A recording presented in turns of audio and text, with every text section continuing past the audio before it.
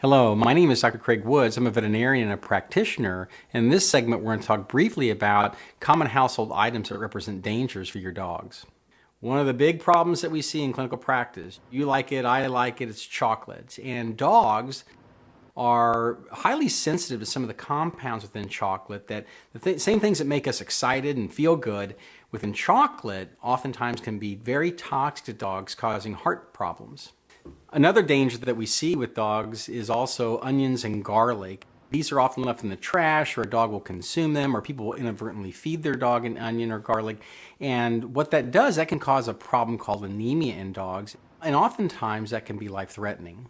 Leftover bones are also a big problem in dogs as well.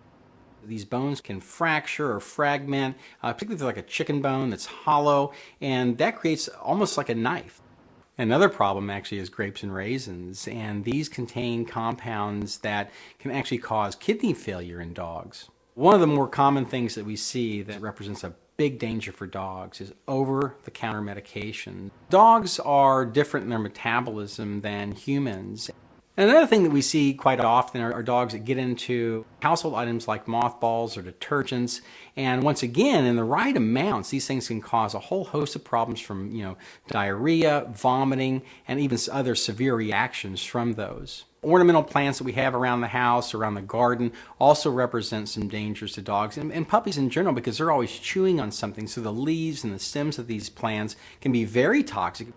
A typical garage also contains a host of dangers for our dogs. One of the number one things that we see from a toxicity standpoint in vet practice is exposure to antifreeze. Antifreeze contains a substance called ethylene glycol. So antifreeze is sweet, so dogs like it.